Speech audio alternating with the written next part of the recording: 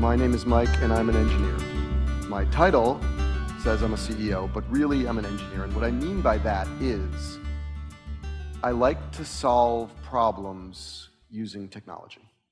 I love to solve problems using technology. I like to build things, I like to fix things, make them better, and that has driven my career from the time I was a research engineer at Bell Communications Research in the 1980s until today. I started in telecom, but about 20 years ago I made a shift into finance. And I didn't make the shift into finance out of a burning interest in finance. I met some people working on financial technology. They were really cool and interesting, smart people, and they were solving hard problems, and I wanted to join them, and so I joined. That was how I made my career decision. I mean, I was 10 years into my career, and I actually had 2 kids already. So it was maybe a big leap because it was a startup company, but I really went for what I felt was exciting and what I could use my best abilities to make into something. That company actually grew into the company that I'm now the CEO of today. But when I joined in 1999, the equities markets were going through a big transition. Historically, equities trades had literally been done by people calling a broker calling down to a trading floor, and people making hand signals or sending pieces of paper back and forth in order to get the trade done. That's what people did in the 1980s and started to become electronic in the 1990s, but it really wasn't pervasively electronic until the 2000s. So there was, you know, in '99, there was really most of the volume being done on the New York Stock Exchange and on NASDAQ. There were specialists, people involved in most orders, actually. Institutional flows dominated. As the markets electronified, a number of things happened. More and more venues cropped up, meaning places where you could trade, which gave, you know, better quality for electronic execution, and that drove the bigger exchanges like NYSE and NASDAQ to focus more on their electronic markets, and then more exchanges grew up. We decimalized actually in 1999 or 2000, and that was really just to make it easier to look at things in computers rather than things trading in eighths and sixteenths. They started to trade in pennies. And because of this explosion in venues, the regulators decided, you know, we need to make some regulations that try to make this still be one market, and they created something called Regulation NMS, which put all kinds of protection on orders and made sure that wherever an order traded, it hopefully traded at the best price. But by the time we got to, you know, say 2010, we had 13 equities exchanges, at least 40 other alternative venues where you can trade. Most trades are done by an algorithm at this point. And the way they're done is obviously not by someone making a phone call, and they're not even done by like a single message, oh, I want to trade this, here's your fill. The flows are much more complicated. An order comes in, the algorithm decides, okay, this is for 10,000 shares. I don't want to show 10,000 shares out, you know, on a data feed, because if I do, by posting it in the market, because if I do, all the other algorithms will kind of know what I'm trying to do and you know, pick me off is what we say. So the algorithm will slice it out, take pieces of it, put it on different places, try to get the best price, and work the order that way. And as a result, for every trade we have today, we probably have 200 messages going between brokers, exchanges, alternative trading systems. This is part of that data explosion that Oliver was talking about a few minutes ago. And this is just speaking about the order and quote and trade data in the markets. 200 to 1. That, for technology systems, is a problem, and it's what we call the big data problem. So, you know, if you were to say, what is big data? Unfortunately, everyone in this room is going to answer a popular band, but, you know, it's really not that popular of a band. It's more of a popular buzzword. And what we say is that big data is any amount of data that's too big for the systems you have.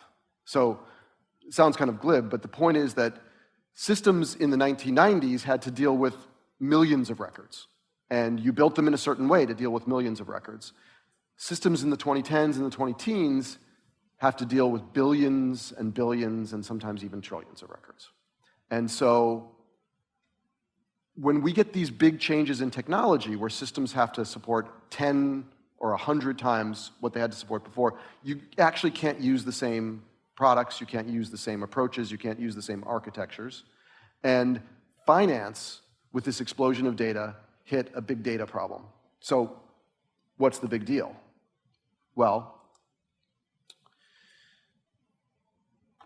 in order, if you don't have a standard system, like we'd gotten to the point, right, where in the 1990s, if you wanted to see the quotes, you could see them on your screen. If you wanted to enter a trade, you could enter it manually. If you wanted to analyze what happened, you could do it in a spreadsheet. When questions started to get asked about what's going on in the markets, but a spreadsheet can't handle it anymore, or an Oracle database can't handle it anymore, then what happens is the institutions either need to re-architect everything they have, or they have to establish a group of people that can answer those specific questions. Institutions didn't immediately re-architect everything they have as the information went up. In fact, a lot of this order data, the trade data always kept going into the Oracle database, but all this order data, most of it just went in files, and people tried to ignore it for a while. I mean, not everybody. So very, very sophisticated hedge funds and very sophisticated trading firms and exchanges that had to do surveillance would be able to visualize it, but many, many firms couldn't, and regulators couldn't.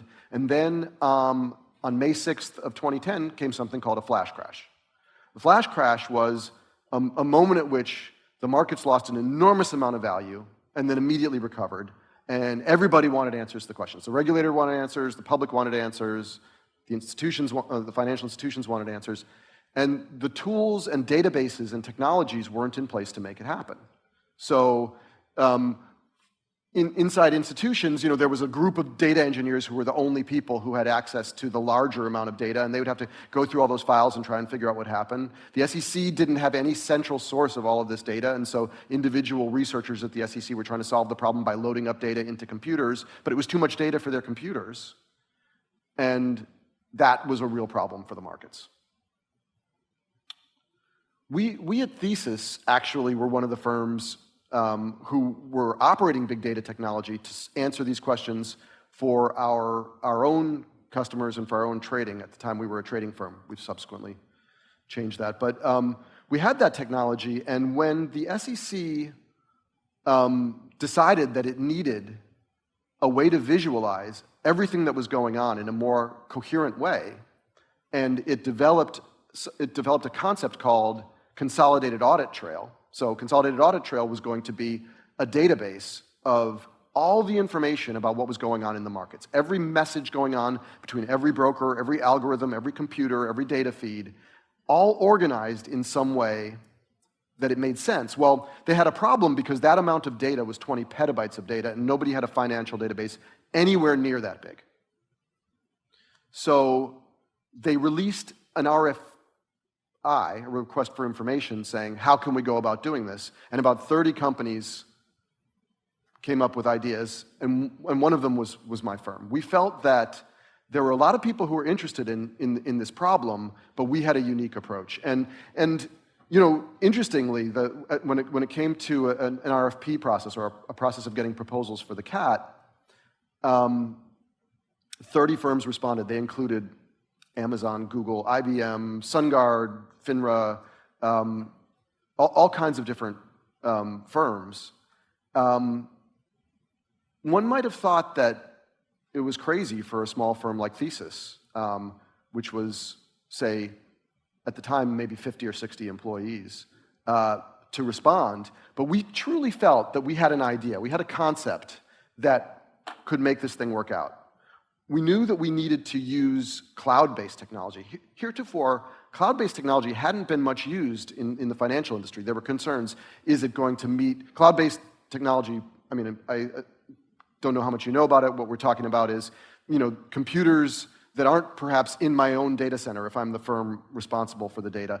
They're in Amazon's data center, and I get to access them and sort of rent them from them. But it allows me to scale up quickly, and because to the financial industry, 20 petabytes of data is an enormous amount of data, but as it turns out to Amazon, it's not an enormous amount of data, then we get to leverage their cost advantage of handling many, many times that.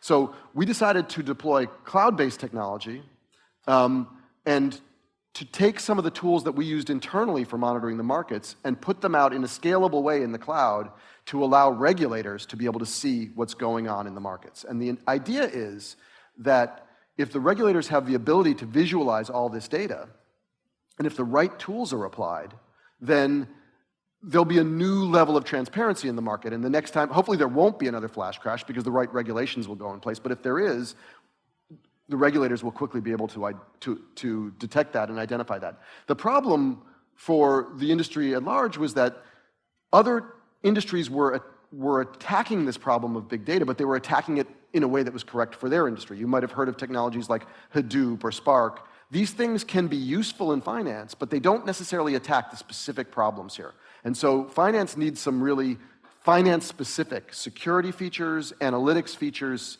storage features.